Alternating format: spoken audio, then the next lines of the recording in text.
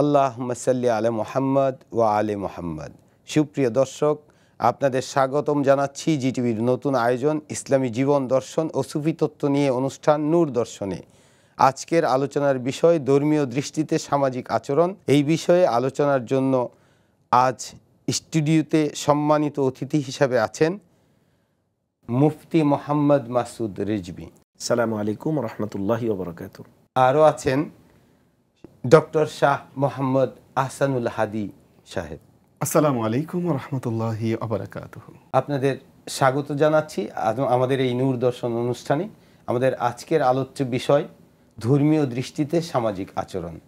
আমি প্রথমেই শ্রদ্ধেয় স্যারের কাছ থেকে শুনতে চাই, সমাজে মানবিকতা চর্চার ক্ষেত্রে বিভিন্ন ধর্ম কি ধরনের নির্দেশনা প্রদান করে? অত্যন্ত চমৎকার একটি প্রশ্ন করেছেন যে বিভিন্ন ধর্ম আসলে কি নির্দেশনা দান করে। দেখেন, প্রত্যেকটি ধর্মের চারটি পর্যায় আছে। একটি হলো ধর্মীয় বিশ্বাস বা আমরা যেটাকে বলে থাকি আকিদা। দ্বিতীয় হলো আচার আচরণ, আমরা যেটাকে বলে থাকি রিচুয়ালস। তৃতীয় হলো ইরফানিয়াত তথা স্পিরিচুয়ালিজম বা আধ্যাত্মিকতা, আমরা যেটাকে বলে থাকি। আর তৃতীয় হলো সেই ধর্মের আউটকামটা আসলে কি, কেন মানুষ এই ধর্ম চর্চা করবে। প্রথম আকিদাগত ধর্মের মধ্যে পার্থক্য আছে এক ধর্ম থেকে আরেক ধর্মে। রিচুয়ালস পার্থক্য আছে, সব ধর্মের রিচুয়ালস কিন্তু এক নয়। কিন্তু যখন আপনি আধ্যাত্মিকতার ভেতরে আসবেন দেখবেন প্রত্যেক ধর্মের যে আধ্যাত্মিকতা প্রায় একই কথা বলে। আত্মার সাথে যে মানুষের পরমাত্মার মিলন, সেই মিলনের কথাই প্রত্যেক ধর্ম বলে যায়। আর প্রতিটি ধর্মের উদ্দেশ্য কিন্তু এক, সেটি হলো সমাজের ভেতরে শান্তি প্রতিষ্ঠা করা, নৈতিকতা প্রতিষ্ঠা করা, মানুষ যেন অনৈতিক না হয়ে যায়, জমিনের বুকে যেন ফাসাদ তৈরি না করে, সেজন্যই কিন্তু প্রত্যেকটি ধর্ম পৃথিবীতে এসেছে। আমাদের পবিত্র আল কোরআন মানুষকে শিক্ষা দিচ্ছে। কোরআন বলছে, কুনতুম খায়রা উম্মাতিন উখরিজাত লিন-নাস তা'মুরুনা বিল মা'রুফ ওয়া তানহাউনা আনিল মুনকার ওয়া তু'মিনুনা বিল্লাহ। আল্লাহ বলছেন, কুনতুম খায়রা উম্মাতিন, তোমরা হচ্ছ পৃথিবীর সর্বোত্তম জাতি। উখরিজাত লিন-নাস, তোমাদের সৃষ্টি করা হয়েছে মানবতার জন্য। তোমরা পৃথিবীতে মানবতা প্রতিষ্ঠা করবে, মানুষের অধিকার প্রতিষ্ঠা করবে, এজন্যই তোমাদেরকে পাঠানো হয়েছে এই পৃথিবীতে। তা'মুরুনা বিল মা'রুফ ওয়া তানহাউনা আনিল মুনকার, তোমাদের দুটো দায়িত্ব। একটি হচ্ছে মানুষকে নীতি নৈতিকতার দাওয়াত তোমরা দিবে এবং অনৈতিক কাজ থেকে মানুষকে ফিরাবে। দেখুন, পবিত্র কোরআনে সূরা আসর বলা হয় যে পুরো কোরআনের সারমর্ম এই সূরা আসরের ভেতরে রয়েছে। আল্লাহ বলছেন, ওয়াল আসরি ইন্নাল ইনসানা লাফি খুসর। আল্লাহ বলছেন, আমি জগতের শপথ করে বলছি, নিশ্চয়ই প্রত্যেক মানুষ ক্ষতির মধ্যে রয়েছে। তবে হ্যাঁ, ক্ষতির মধ্যে নেই চার প্রকার মানুষ। ইল্লাল্লাযীনা আমানু ওয়া আমিলুস সালিহা। প্রথম হচ্ছে যারা ঈমান এনেছে, অর্থাৎ স্রষ্টার প্রতি তাদের বিশ্বাস আছে বা ঈমানের সাথে সংশ্লিষ্ট যে জিনিসগুলো আছে, আখিরাতের প্রতি বিশ্বাস, ফেরেশতাদের প্রতি বিশ্বাস। প্রত্যেক ধর্ম কিছু আকীদা নির্দেশ করে, আমি বলেছি একটু আগে। এবং ওয়া আমিলুস সালিহা, আল্লাহ বলেছেন প্রত্যেক ধর্মের কাজ হচ্ছে ভালো ভালো কাজ সমাজে প্রতিষ্ঠা করা। অর্থাৎ একদিকে হলো ঈমান, আরেক দিকে হলো আমি আসলে সমাজকে কি দিচ্ছি, সমাজের প্রতি আমার যে দায়িত্ব কর্তব্যগুলো রয়েছে আমি সেটি পালন করছি কিনা, এটাও হচ্ছে একজন মুমিন হিসেবে আমার উপর অর্পিত একটি গুরুত্বপূর্ণ দায়িত্ব। তৃতীয় হচ্ছে ওয়াতাওয়াসাউ বিল হক, অর্থাৎ এই সমাজে প্রত্যেকটি মানুষের অধিকার, ন্যায়নিষ্ঠতা, সত্য যেন সমাজে প্রতিষ্ঠিত হয়। একজন মুমিন হিসেবে এটি হচ্ছে আমার দায়িত্ব। এবং চতুর্থ হচ্ছে ওয়াতাওয়াসাউ বিস সাবর, আমরা যখন এই দায়িত্ব প্রতিষ্ঠা করতে যাব আমার উপর বিভিন্ন ঝুট ঝামেলা এগুলো আসবে, সেই মুহূর্তে আমাদেরকে সবরের পরীক্ষা দিতে হবে। অনেক ধন্যবাদ আপনাকে স্যার, এত সুন্দর করে আমাদেরকে তথ্য প্রদান করলেন, চমৎকার। আমরা এখন মুফতি সাহেবের কাছে জানবো, অন্য ধর্মের অনুসারীদের প্রতি আমাদের কি আচরণ হওয়া প্রয়োজন। অত্যন্ত চমৎকার এই আয়োজনে আমাদেরকে সম্পৃক্ত করার জন্য প্রথমেই ধন্যবাদ জানাচ্ছি। দেখুন, ধর্মীয় কথাটি যখন আসে তখন গুরুত্বপূর্ণ একটা জায়গা কিন্তু তৈরি হয়। আপনি, আমি, আমরা সবাই, আমরা যদি একটি ধর্মীয় জায়গা থেকে আমাদের অবস্থানকে সুনিশ্চিত করি, স্বাভাবিক অর্থেই তখন অন্যান্য ধর্মাবলম্বীদের প্রতি ক্লেশ তৈরি হওয়া, তাদের প্রতি বিদ্বেষপূর্ণ আচরণ করা, এমন কোনো কথাবার্তা বলা, এমন কোনো লেখনী নিজেদের কলম থেকে বের করা যা তাদের জন্য কষ্টদায়ক হবে, এই বিষয়গুলো আসলে মানবতার মুক্তির দিশারি নবী রাহমাতুল্লিল আলামিনের চারিত্রিক বৈশিষ্ট্যের বিপরীতমুখী আচরণ। এক্ষেত্রে যদি আমি আপনাকে একটি কথা বলি, এক সাহাবী একবার দাঁড়িয়েছিলেন একটি খেজুর গাছের পাশে। দাঁড়িয়ে তিনি খেজুর গাছের পাতা ছিঁড়ছিলেন। হঠাৎ করে তিনি চুলে টান অনুভব করলেন যে পিছন থেকে কেউ একজন এসে চুলে টান দিয়েছে। কে দিল রে? এই যে দিল রে বলে ঘুরতেই দেখে দয়াল নবী দাঁড়ায় আছে। তো তিনি তাকিয়ে থতমত খেলেন, একটু বিব্রত বোধ করলেন। এমন আচরণের জন্য তিনি দোজানু হয়ে দাঁড়ালেন। ইয়া রাসূলুল্লাহ, আপনি? বলে, তুমি এই কাজ কেন করছো? বলে, হুজুর আমি এমনিতেই দাঁড়াইছিলাম, করছি। তুমি কি জানো না একে টানলে কষ্ট পায়? আপনি চিন্তা করতে পারেন এর চাইতে বেশি মানবতার শিক্ষা, একজন মানুষের আত্মশুদ্ধির শিক্ষার কি হতে পারে? সে কিন্তু মানুষ নয়, একটি গাছ, একটি উদ্ভিদ, একটি গাছ।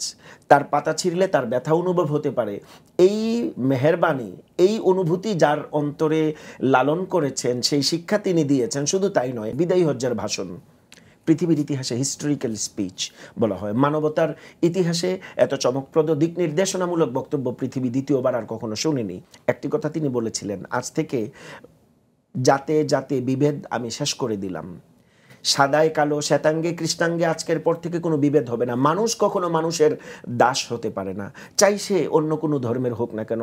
জাহিলিয়াতের অবস্থা তো আমরা সবাই জানি, যেখানে মেয়ে কন্যা শিশু জন্ম নিলে তাদেরকে অলক্ষ্যের কারণ মনে করা হতো, তাদেরকে জীবন্ত দাফন করে দেয়া হতো। সেই জায়গাগুলোকে তিনি চিহ্নিত করেছেন, মানবতার শিক্ষাকে তিনি সুনিশ্চিত করেছেন। এই শিক্ষা থেকে মানুষ ধর্মান্তরিত হয়েছে, ইসলামের সুশীতল ছায়াতলে এসেছে। নবী করিম সাল্লাল্লাহু আলাইহি ওয়াসাল্লাম নবুয়তের পূর্বকালীন সময়ে হিলফুল ফুজুল সংগঠন তিনি গঠন করেছিলেন। কেন? মানবতার শিক্ষা লালন করার জন্য। মানুষে সম্প্রীতি সহানুভূতির যেই জায়গাগুলো, মানবতার কথা যখন আসবে তখন দেখবে না সে হিন্দু, দেখা হবে না সে খ্রিস্টান, দেখা হবে না সে জাতি, দেখা হবে না সে উপজাতি, সে মানুষ, সে আমার কাছ থেকে দয়া পাবে। সে অনাহারী, আমার কাছ থেকে সে আহার পাবে। এটাই হলো মানবতার শিক্ষার মহানবীর মূল মন্ত্র, এবং এটাই হলো একটা ধর্মীয় জায়গাতে ধর্মের সর্বোত্তম শিক্ষা। ধন্যবাদ আপনাকে। আমরা স্যারের কাছ থেকে জানতে চাই, সমাজ ব্যবস্থায় অর্থাৎ বিশেষ করে ইসলামী সমাজ ব্যবস্থায় যেই সব দেশগুলোতে ইসলাম ধর্মকে আমরা নিয়েছি, সেই সব দেশগুলোতে সামাজিক যে বিশৃঙ্খলা, সেটা আমাদের এই ধর্মের নির্দেশনার সাথে মিলে না, সাংঘর্ষিক। এটা কেন? জি, আমি নজরুলের একটা কবিতা দিয়ে আমি শুরু করতে চাই। তিনি বলেছেন, তোমার ধর্মে অবিশ্বাসীরে তুমি ঘৃণা নাহি করে, আপন তাদের করিয়াছ সেবা ঠাই দিয়ে নিজ ঘরে। ভিন ধর্মীর পূজা মন্দির ভাঙিতে আদেশ তুমি দাওনি হে বীর, তুমি বলেছিলে ধরণীতে সবে সমান পুত্রপদ। মোরা ভুলে গিয়ে তব উদারতা, অসার করিয়াছি ধর্মান্ধতা, বেহেস্ত হতে ঝরে না কো আর, তাই তব রহমত ক্ষমা করো হযরত। আমরা যে আমাদের নবীর সুন্নতকে যখন থেকেই ছেড়ে দিয়েছি, তখনই আসলে আমরা বিশৃঙ্খলায় নিজেদেরকে আমরা লিপ্ত করেছি। রোম সাম্রাজ্য থেকে একদল খ্রিস্টান আল্লাহ নবীর সাথে দেখা করতে এসেছিল। আপনি জানেন যে তার পরবর্তীতে মোবাহেলার একটা ঘটনা ঘটেছিল। এই যে মোবাহেলার ঘটনার জন্য যখন আল্লাহ নবীর সাথে সেই নাজরানের খ্রিস্টান দল দেখা করতে আসে, মসজিদে নববীর ভেতরে বসে তারা কথা বলছেন। কথা বলতে বলতে সেই সময় সন্ধ্যা হয়ে গেল, সন্ধ্যার আজান দিল, মুসলমানরা নামাজে দাঁড়িয়ে যাবে, আল্লাহ নবী তাদেরকে নিয়ে নামাজ পড়বেন। ওই সময় নাজরানের প্রতিনিধি দল তারা বলল যে আমাদেরও তো এখন প্রার্থনার সময়, তাহলে আমরা কোথায় প্রার্থনা করব? আল্লাহ নবী তাদেরকে ঠিক মসজিদে নববীর একটা কোণা দেখিয়ে দিলেন, বললেন তোমরা ওই জায়গায় যাও, ওখানে বসে তোমরা তোমাদের প্রার্থনা করো। এইদিকে মুসলমানরা নামাজ পড়ছে, ওই দিকে খ্রিস্টানরা তাদের প্রার্থনা করছে। দেখেন, ঐতিহাসিক ডকুমেন্ট এখনো আছে যে মুসলমান সৈনিকরা যখন যেখানে যে জনপদে গিয়েছে, তাদেরকে খলিফার পক্ষ থেকে লিখিত একটি চিঠি দেওয়া হয়েছিল। যেই চিঠিতে উল্লেখ ছিল কতগুলো বিষয়। একটি হলো কোনো জমির ফসল নষ্ট করবে না, এবং কোনো ধর্মীয় উপাসনালয় তারা ধ্বংস করবে না। এটা কিন্তু নিষিদ্ধ ছিল, মানে ধর্মীয় উপাসনালয়ের উপর হাত দিবে না, এবং যারা পুরোহিত আছে অর্থাৎ অন্য ধর্মের যারা পুরোহিত, তাদেরকে গ্রেফতার বা তাদেরকে লাঞ্ছিত এটা যেন মুসলমান সৈনিকরা না করে। নারী এবং শিশুদের উপরে যেন আক্রমণ না চালানো হয়, এগুলো সুনির্দিষ্ট নির্দেশনা দিয়ে মুসলমানরা সকল জায়গায় তাদের বাহিনী এবং সেনাবাহিনীকে কিন্তু পরিচালনা করেছে। এটি ইসলামের ইতিহাসের ল হয়ে আছে। এখন দেখুন, আল্লাহ তাআলা পবিত্র কোরআনে কিন্তু এটি বলেছেন, ওয়াজআলনা কাবাইলা ওয়া শুউবান লিতাআরাফু। আল্লাহ বলেছেন যে আমি তোমাদেরকে নারী এবং পুরুষে আমি সৃষ্টি করেছি, আরও সৃষ্টি করেছি দুটো জিনিস, কাবায়েল। কাবায়েল বলা হয় গোত্র। পৃথিবীতে বিভিন্ন গোত্র আছে, বিভিন্ন জায়গার বিভিন্ন সমাজে কোনো ভাষাগত গোত্র, জাতিগত গোত্র, বিভিন্ন রকম গোত্র পৃথিবীতে বসবাস করছে। কাবায়েল ও শুউবান দ্বিতীয় শব্দ ব্যবহার করা হয়েছে। শুউব শব্দের অর্থ হচ্ছে সংস্কৃতি। প্রত্যেকটা গোত্রের কিছু সংস্কৃতি রয়েছে। পবিত্র কোরআন বলেছে, এটাকে স্বীকৃতি দিয়েছে যে আমি তোমাদের বিভিন্ন জাতিতে তৈরি করেছি, বিভিন্ন জাতির সংস্কৃতি আমি দিয়েছি, তোমরা এই জাতি সংস্কৃতি এবং তাদের আচরণকে রক্ষা করবার দায়িত্ব হচ্ছে তোমাদের।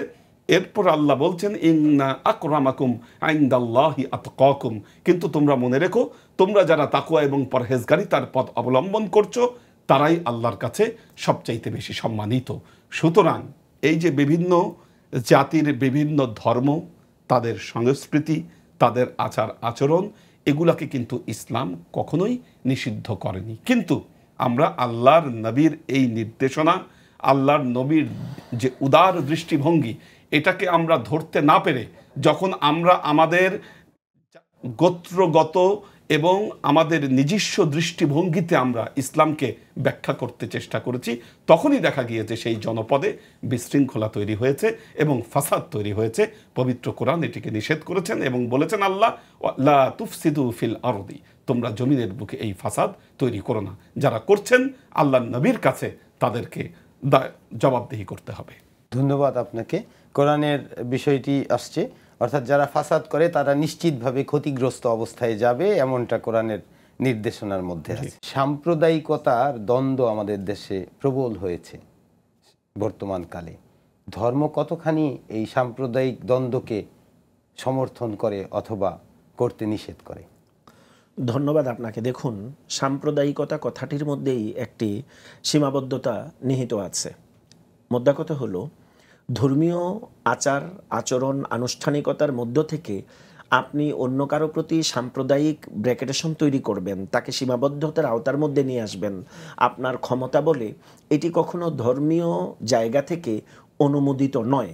আপনি একটি জাতিকে আপনি হেনস্থা করার চেষ্টা করবেন কোনো বক্তব্য দিয়ে, কোনো কথা দিয়ে বা আচরণগতভাবে, এই কার্যক্রমগুলো কখনোই ইসলামের সাথে সামঞ্জস্যপূর্ণ নয়।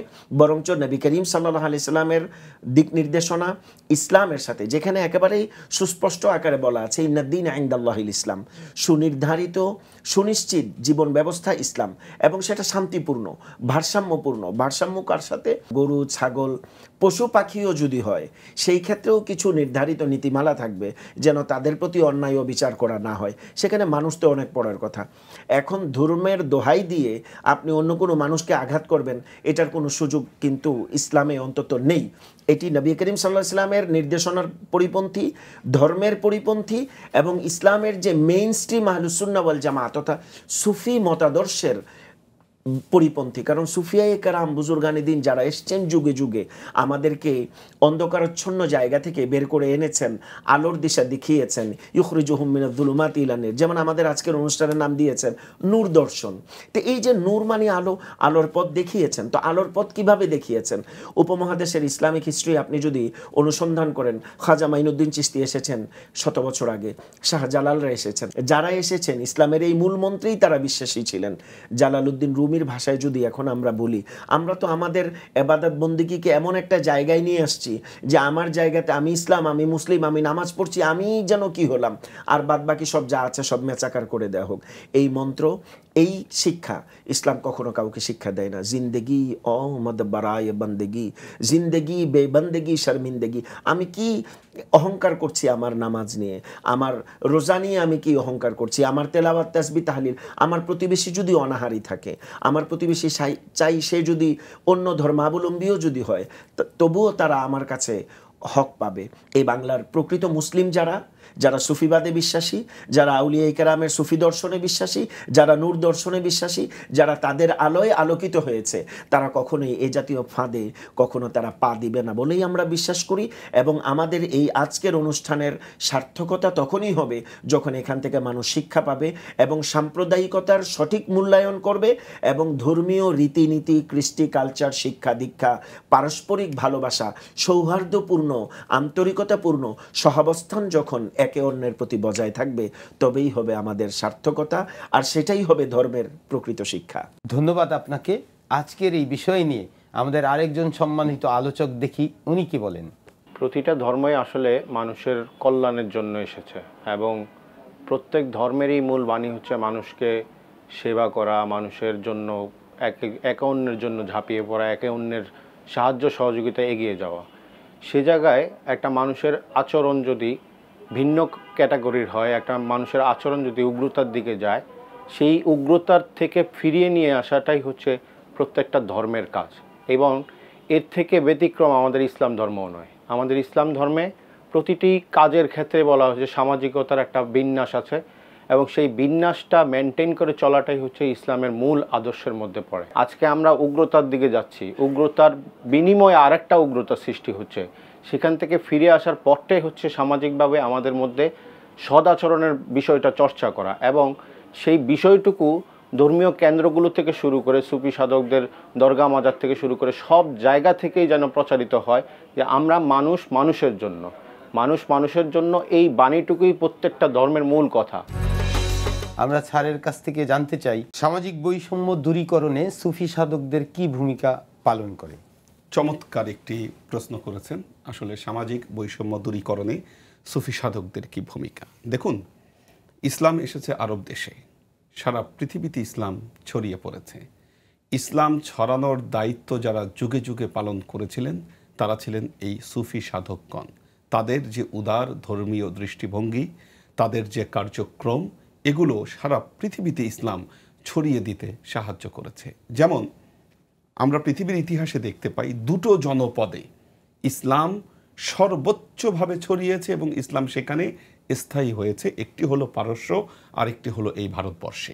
এ দুটো ছাড়া পৃথিবীর যে অন্যান্য অঞ্চল, যেমন মিডল ইস্ট, আরব দেশে, সেখানেও ইসলাম ছড়িয়েছে।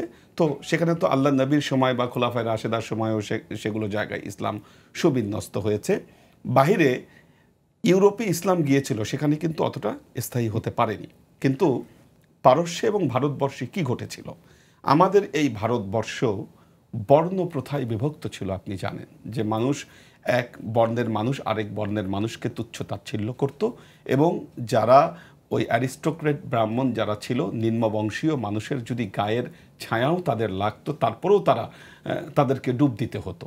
কিন্তু দেখা গেল এখানে যখন মুসলিম সুফি সাধকগণ আসলেন, নামাজের কাতারে সবাই যারা ইসলামের ছায়াতলে আসতেছে, এখানে ধনী গরিব সবাই এক কাতারে দাঁড়িয়ে নামাজ পড়ছে। নিম্ন বংশের মানুষ, তার গায়ের ছায়া কেউ মারাতো না। একজন ইসলামী সুফি সাধক যখন দেখা গেল যে একটা শূদ্রের সন্তানকে কোলে তুলে নিচ্ছে এবং তাকে নিয়ে আদর করছে, চুমু খাচ্ছে, এই যে ইসলামের যে মহানুভবতা, যেই ধর্ম পালন করলে আমির আর ফকির এক কাতারে তারা দাঁড়িয়ে এবাদত বন্দিগি করতে পারে, এক প্লেটে বসে তারা খাবার গ্রহণ করতে পারে, যেখানে মানুষে মানুষে কোনো বিভেদ নেই, এই যে ধর্মের যে উদারতা, এটা সবাইকে মারাত্মকভাবে কিন্তু অ্যাট্রাক্ট করলো এবং সবাই ইসলামের ছায়াতলে দলে দলে আসতে শুরু করলো।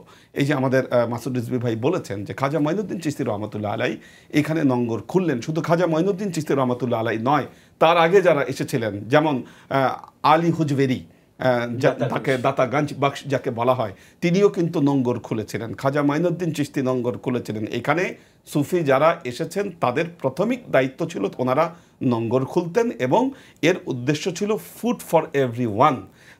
এখানে সুফি সাধকরা যে ভূমিকা পালন করেছিলেন, সবার জন্য খাদ্য। দ্বিতীয়ত সবার জন্য শিক্ষা। আপনি দেখেন বাংলাদেশে কিন্তু শিক্ষা ব্যবস্থার কিন্তু প্রচলন সেভাবে ছিল না। ইখতিয়ার উদ্দিন মোহাম্মদ বিন বখতিয়ার খিলজি যখন এই বাংলা জয় করলেন, বাংলা জয় করার পরে ওই সময় কিন্তু অনেক মুসলিম সাধক আমাদের এই বাংলাদেশে এসেছিলেন, যাদের মধ্যে শরফুদ্দিন আবু তোয়ামা, তারপর ইয়াহিয়া মুনিরি, এনাদের নাম কিন্তু বিশেষভাবে উল্লেখযোগ্য। এবং সেই সময়ে ইতিহাস প্রমাণ করে যে এই বাংলাদেশে প্রায় ৮০,০০০-এর মতো মক্তব খোলা হয়েছিল। এই মক্তবগুলোতে সকলের জন্য শিক্ষার বিতরণ করা হতো। সুফি সাধকদের যে উদার দৃষ্টিভঙ্গি, মানবিক দৃষ্টিভঙ্গি তারা পুরো পৃথিবীতে প্রতিষ্ঠা করেছিলেন, যার মাধ্যমে দলে দলে মানুষ ইসলামে প্রবেশ করেছে। আজকে আমরা যে অবস্থা তৈরি করছি যে না, আমি নিজে যে মতে বিশ্বাস করি, আমি চিন্তা করছি যে না, আমার এই মতে পুরো দেশের মানুষকে বিশ্বাস করতে হবে। আমার নিজে যদি চাপিয়ে দেই, তাহলে নিজে চাপাতে না পারলে যদি রাষ্ট্রীয় পৃষ্ঠপোষকতায় যদি চাপিয়ে দিতে পারি, এইভাবে চাপাচাপির যে দর্শন, এটা ইসলামে কোনোদিন ছিল না এবং আল্লাহর নবী এই দর্শন মানুষকে কখনো শিখান নাই। এটাই হলো মূলত নূর দর্শন, যা মানুষের অন্তরকে আলোকিত করে।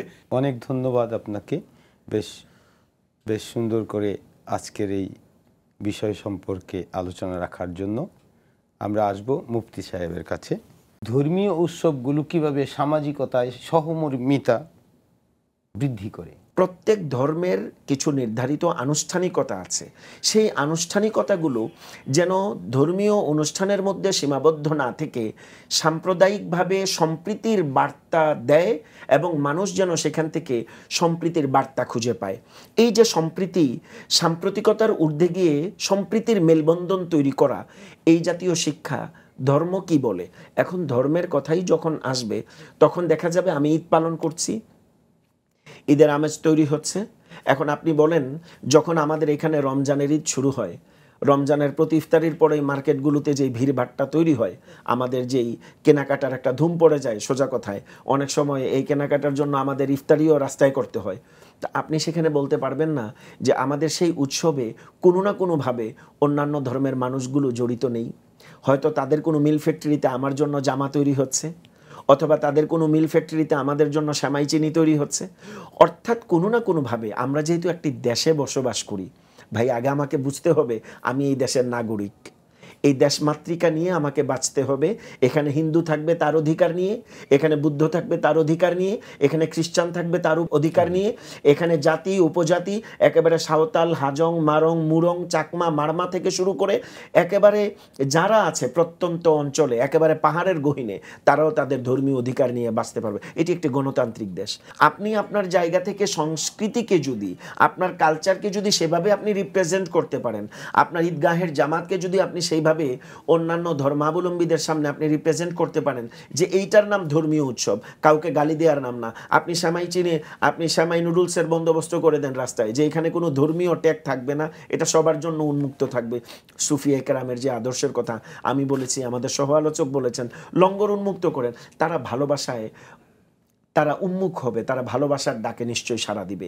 এই যে মেলবন্ধন হবে, প্রত্যেকের প্রতি যে সহানুভূতিশীল হওয়া, এই প্রত্যেকটা ধর্মের মধ্যেই এই শিক্ষাগুলো নিহিত আছে। মোটা দাগে সুস্পষ্ট কথা আমাদের এটাই, ইসলামের নাম দিয়ে হোক, অন্য কোনো ধর্মের নাম দিয়ে হোক, কেউ যদি সহিংসতা ছড়ায়, সাম্প্রদায়িকতা ছড়ায়, উগ্রবাদিতা কেউ যদি ছড়ায়, মনে করতে হবে কোনো ধর্মই তার নাই। সন্ত্রাসবাদের কোনো ধর্ম নাই। সন্ত্রাসবাদ এটা আলাদা একটা সম্প্রদায়। সবাই সবার ধর্মীয় অধিকার নিয়ে, কৃষ্টি কালচার, আচার অনুষ্ঠান নিয়ে, চর্চা নিয়েই বেঁচে থাকবে এবং আমাদের প্রত্যেকের জায়গা থেকে পারস্পরিক সৌহার্দ্যতা, ভালোবাসা, আন্তরিকতা, প্রয়োজন ক্ষেত্রে নিরাপত্তাও সুনিশ্চিত করতে হবে। বরঞ্চ এটাই হলো ইসলামের শিক্ষা। এর বাহিরে যদি আপনি অন্য কোনো বক্তব্য দেন, তাহলে সেটা ধর্মের বক্তব্য নয়, লেবেল ধর্মের হলেও বক্তব্যটা আপনার। ধন্যবাদ আপনাকে। আমরা একটা প্রকৃতিগত দৃষ্টান্ত দেখি। সমুদ্রে জন্ম হওয়া ইলিশ মাছগুলো যখন আমাদের পদ্মায় এসে পড়ে, তখন তার স্বাদ এবং গন্ধ ভিন্ন হয়ে যায়। তো একইভাবে আমাদের এই বঙ্গদেশে যখন সুফিরা আসছে, সেই ধর্মের স্বাদ এবং গন্ধ ভিন্ন হয়ে গেছে। কিন্তু আমরা চাচ্ছি আমাদের এই নূর দর্শনের মাধ্যমে সেই পুনরুদ্ধার করতে, আমাদের সেই সুফি তত্ত্ব, সেই ধর্মের স্বাদ আপনাদেরকে অনেক অনেক ধন্যবাদ। জি, ধন্যবাদ আপনাকে এবং ধন্যবাদ জিটিভি পরিবারকে এই চমৎকার আয়োজনের জন্য। আজকের মতো শেষ করছি। ভালো থাকবেন, সুস্থ থাকবেন, নূর দর্শনের সাথেই থাকবেন। সামনে সুন্দর সময় আসছে, মানুষ সত্য খুঁজবে, সত্যকে ধারণ করবে, পৃথিবীতে শান্তি আসবে।